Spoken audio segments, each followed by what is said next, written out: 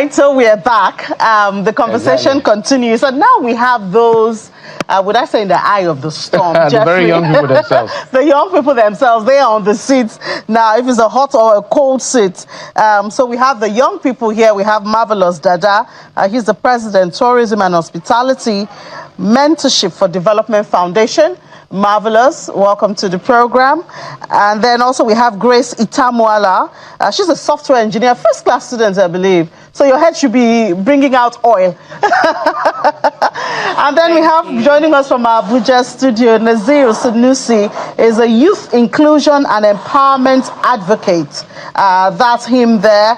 And I believe we do have another young person joining us via Skype. Is Buremo. Buremo is joining us via Skype also. Good to have you on the program.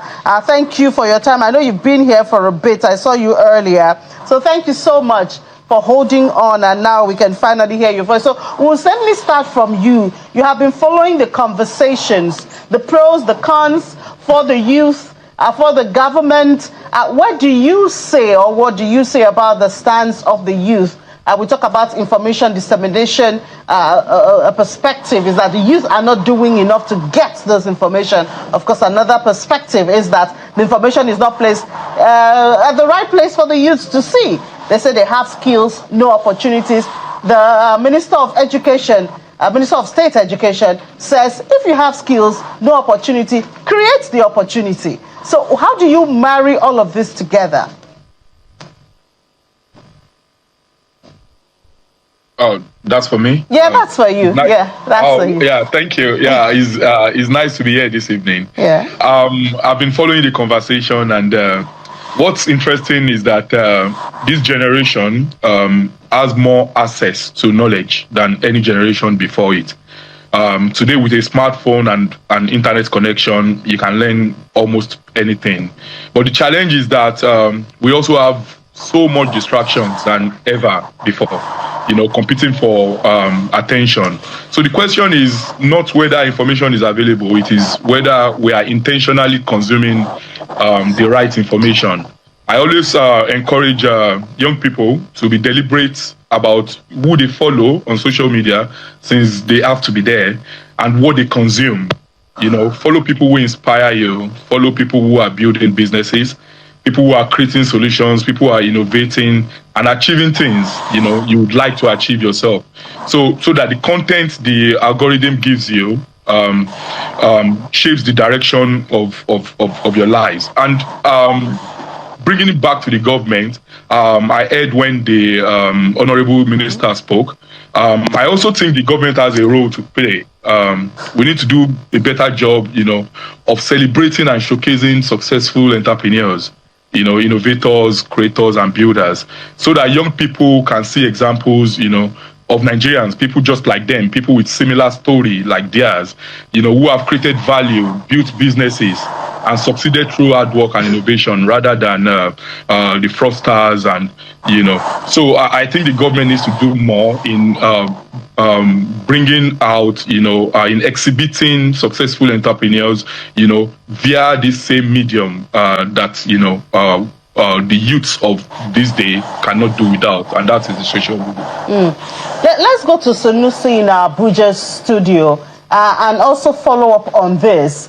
The young people should do more, but the government also has more to do. And we heard the private sector also. They say they are trying, but perhaps we need more effort. And we had, I hope you followed the previous conversations, we had the minister there saying they have vacancies and they don't have people to fill it up. And yet, the youth here are saying, I have skills, I can't find any opportunity.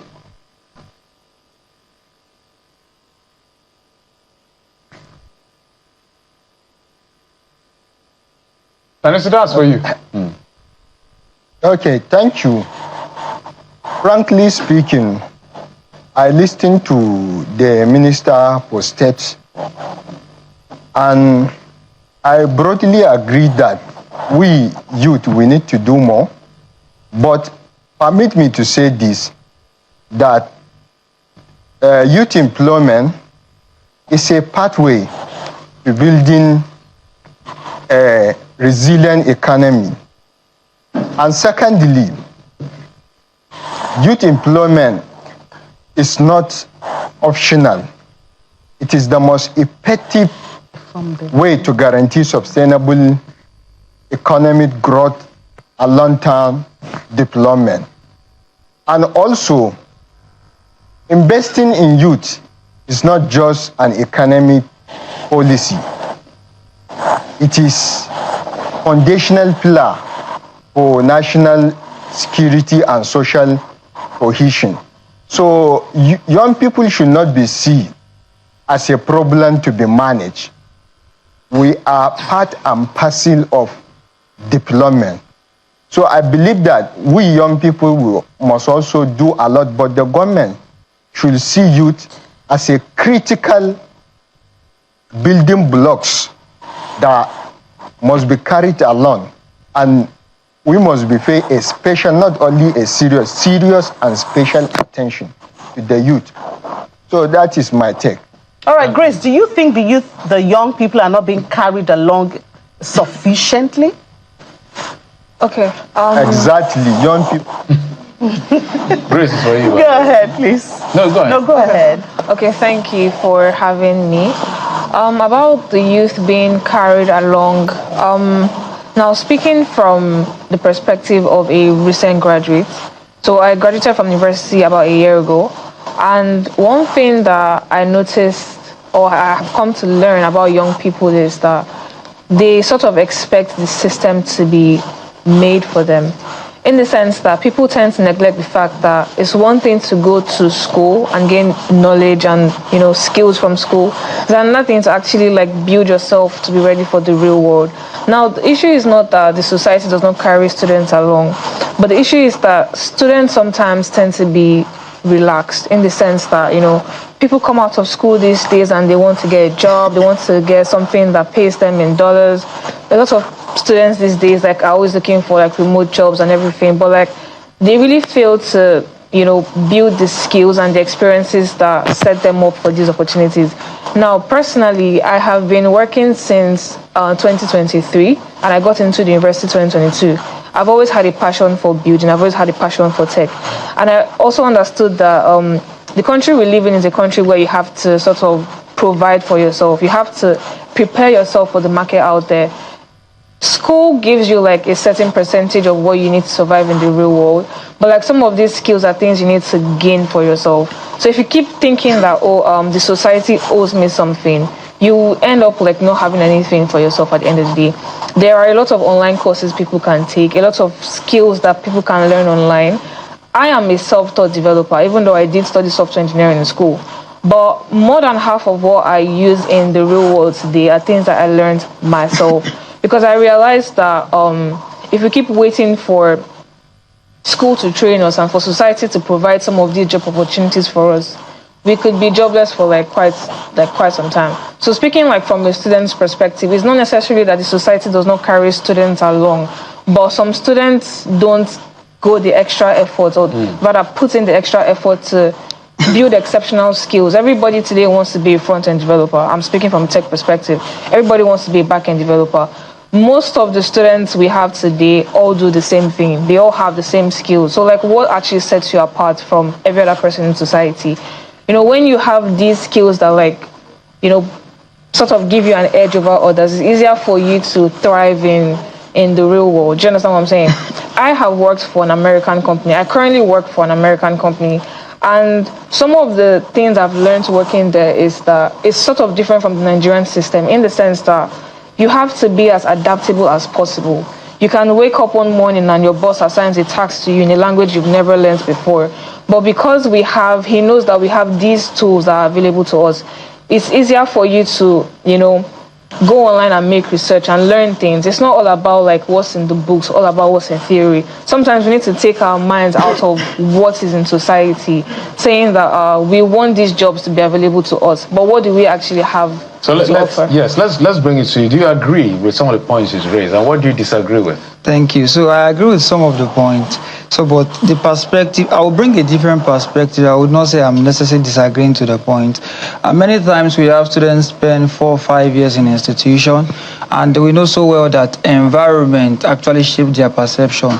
So if they are spending 4 years of their life, 5 years of their life in an environment where many times the lecturers, I have had the opportunity to engage with lecturers because of my brand and all, and many times you find out that there is this passion gap with lecturers. So we have lecturers that they do not stay in touch with innovation, and when you have persons that they don't even understand what is happening in the industry within the 4 walls of whatsoever they are teaching the students, then you always have this disconnect. So you have many students that firstly they are not passionate about whatsoever they are learning in school, and secondly we have students that they are just looking to complete their program and go and discover a career path. So the 4 years, the 5 years, the 6 years end up being, I would not say a waste, but yes, a waste. So after the whole thing, they're now looking like, oh, I want to discover myself. I want to start out something. Whereby the 4 years in the institution, the 5 years, the 6 years could have been the platform for them to actually redefine and discover themselves. So the gap is that everything still boils down to the curriculum, the school environment itself. So every aspect of the school environment is not giving the student what it takes to actually compete globally. So many times you are seeing your lecture, many lecturers are actually the one telling their students, you guys just do this thing and go and find for something that will actually sustain you for Grace, the long do you time. agree? Because it seems like you have a different background. No, because, hold on, Grace. Background and perspective from what he's saying. No, hold on. No. Because she seems like a butter. No, that's not I thought she's speaking from a butter perspective. That's why. He seems like a more, you Yes. know what I'm saying? Yes. So, sorry, let her respond. hold Let on, her hold on. respond. You will respond. Okay. You will come to you. Let's bring in Tunde. That's why I wanted to bring in Tunde. Okay, maybe Tunde is somewhere in the middle. Yes, I want to bring Tunde. Maybe you can intervene because it's clearly a question of two worlds here, and we need to posit those two worlds clearly. What has happened here in this? I've just been watching and listening attentively, and sometimes we make the mistake of introducing people differently, but we forget that platforms vary. Some people can start from step 5, some people start from step 7, some people start from step 50. So we must posit those realities adequately. She's spoken on her own position. He has also intervened in his own position. When you are dealing with young people with different levels of quote unquote heritages, how should we approach it to give them some level of equal opportunity? Yeah, I mean, we all talk from our realities. I'm sure the lady there is talking from her reality, and the gentleman is talking from his reality too. But there are underlining attributes, there are underlining facts that needs to be known. One of those facts is the fact that we should be solutions oriented. And that is now me talking from my perspective, every business. From his own reality. Yeah, from my own reality. Exactly. Every business I've built is a product of a problem that, Nigerians are facing. And I'm coming to, use my technology knowledge, to solve that problem. So, if we all have the problem-solving mindset, either you are coming from our perspective or you are coming from his perspective, we will get to a consensus, and that consensus is that there is no way as youths you solve a problem. Something comes with the problem you are solving, and that is that means you are giving value now. And when you give value and solve a problem, what comes with it is the proceeds, and that proceed is success, business success. So I think youths should realize that they probably most likely don't have a capital issue. I see a lot of people tell me, Mr. Tunde, I don't have money to start this. I really want to start this. But you are talking to someone who started from nothing as well, who bootstrapped his companies, to be what they are today. So I can't simply relate because I have seen it firsthand, a situation whereby you get to solve a problem. And when it comes to problems, that's another thing entirely. When it comes to solving problems, there are viable problems and there are problems that are not viable. So you see some technological stack, some apps that will only be downloaded by the founders, families, and friends because perhaps people are not ready to pay for them. So I'm talking from the point of view of all right, Sanusi. Let me take. Tunde. Let me take it to Sanusi. I want to double down on this issue of heritages because it's critical so that we create opportunity for everybody. The Nigerian Constitution it has its many problems, but one of the things it has is that it tries to address concerns. It tries to distribute wealth, which is something we've not been able to do.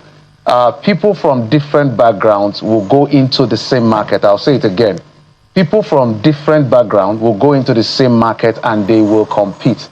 What are the chances of, especially those who don't have the high level in terms of their springboard, and they have to literally bootstrap, like the gentleman Tunde who just spoke about? Thank you so much. I think issue of background when it comes to job opportunity is very important. However, I believe that all what we need as young people is for us to have the requisite skill, network, and knowledge, regardless of where you are coming from, regardless of your heritage. When you are competent, when you are you have the necessary skills and character, you will get job or contract, or you will get whatever you want. And for instance, now we have agriculture. Agriculture is the only sector that has the capacity to absorb the unemployed Nigerians, not only youth. So if government can invest massively in agriculture, I think this issue of unemployment in Nigeria will become a history, because with appropriate investment in agriculture, I think this issue of unemployment will become history, because agriculture, for instance, here in the north, we have fertile and virgin land. If federal government and state government and even local government can partner and have certain hectares and give out it to the youth and give them the necessary farming equipment, this issue of looking for white-collar job will be reduced. And then in the southern part of the country, we have other aspects of the farming, like fishing, like poultry. A lot of youth can also engage in fishing farming, and it is a lucrative area where you can get millions. You don't need to wait for capital from government, or you don't need to start looking for white-collar jobs. So we should not also be talking about only these digital skills. We should also be talking about farming skills. We should also be emphasizing the importance of farming. All right, I think when we are having a lot of young people into farming, we can have food security. Apart from food security, we will boost our production capacity. All right, so let's see if you can hear me. If you can hear me. What? Unemployment. Yes. All right. No, fantastic point you've raised. People undermine agriculture. Go and look at some of the richest people besides tech people in tech in America. They are farmers. But here, I don't know. Let's come to you. She was saying you're a butty. Maybe you respond to that. But besides that, there is another part of the conversation. How much is of a challenge I would like you to respond to when it comes to being a young lady? especially a black young lady in Africa. You know, now you have an opportunity to work with American companies. So pause it within here. First, young people have a challenge. That's on one hand. And then you're now a girl or a lady. It's another layer of a challenge. So walk us through all of that and how you've been able to navigate, because part of the conversation we're having here is not just problem. We're talking solutions. Yeah. We're talking about your ability to be able to navigate and have your head above the waters. Okay. I'll start by saying that there is something called imposter syndrome. A lot of young people have imposter syndrome because, especially when you're in tech, when you're just starting out your tech career, when you have to work with people that are older than you, people that have more experience in the field. You have people with 15 years experience, 10 years experience, and then there you are with 2 years experience. By the end of the day, like, one thing I've come to learn in my tech journey is that sometimes experience does not really mean that you know what you're doing. Because there are some people that have 10 plus years experience and some people have 4 years experience and they can still compete on the same level. Being a girl in the tech space, personally, I like a challenge. I like to thrive in male-dominated fields. Do you understand what I'm saying? So even in my office right now, like, it's the ratio of like male to female is like, would I say 10 to 1. Do you understand? So when I see myself in positions where I can contribute to meetings, contribute to projects where most of the people there are experienced males, it makes me feel like, okay, I know what I am doing. Obviously, it's not easy being a woman in tech, being a young black woman in tech, especially when you're trying to thrive on the global level, on the global scale. You know, I've had to get some mentorship from women that I know are in tech. I have like some people in my network that also thrive on the global space in tech. And then one thing I've come to understand is that it's easier for men, from my perspective, it's easier for men to thrive in the tech space than it is for women, especially when you're a female developer in this 2026. Because there's this ideology that tech just like a challenge. So when people tell me that, you know, this thing, so the thing about also being in tech is you don't necessarily have to be a software developer. That's where like a lot of women get scared and they tend to hide behind the men because they feel like you have men in the back-end systems, you have men in the front end, you have men in the AI and the machine learning systems, but like there's still something called no-code tech. There are different aspects of technology that don't necessarily involve coding. I'm a software engineer, I like to code. That's what I've been doing for a couple years of my life now. It's something I enjoy. Like, I like to build things, you understand what I'm saying? But at the same time, like, I used to tell like people my age that if it's not if you feel like it's not for you, you don't have to do it. It doesn't mean you have to leave the field completely. It's about finding your niche. It's about finding where you belong. Some people belong in quality assurance. Some people belong in development. Some people belong in automation. Yeah, we need to get final words because we're out of time now from Marvelous. So final word from my hand is that presently is a game of intelligence. So, and for everyone that will try, these are persons that they have put in the work to actually have what it takes in terms of the knowledge, the prerequisite knowledge. So for every youth in the house, I would say you have to know something that will keep you relevant for long. Yeah. And whatsoever you know, for everything that works, there's somebody behind it making it work out. So regardless of your challenges, many times we do the pity party. We like people to pity us a lot. You can exalt your mistake, but there's somebody that have that same level of mistake and yet they have global solutions that people appreciate. So just put your mistakes aside. Just know that that's why, in fact, we say we are in AI age. AI is what? Artificial. It is a game of intelligence. So all right. It's a game of intelligence. Marvelous, Dada. Thank you so much. Exactly. Pastor, motivational speaker. All right, Marvelous, Dada. Thank you so much, President, Tourism and Hospitality Mentorship so pay your for gate Development. Thank you so much, Grace Itamwala, a software engineer, and Nazir Sunusi, a youth inclusion and empowerment advocate, joining us from our Abuja studio, and virtually joining us, Tunde Buremo, the Chief Executive Officer and founder of Cadify Africa. Thank you so much, everyone. We do appreciate your input, and we hope you would push that knowledge to more youths. Yes. You know, I think that's the bottom line of it. All right, so let's take a break now. When we come back, politics and the youth. What's happening there? That'll be our conversation. Please stay with us.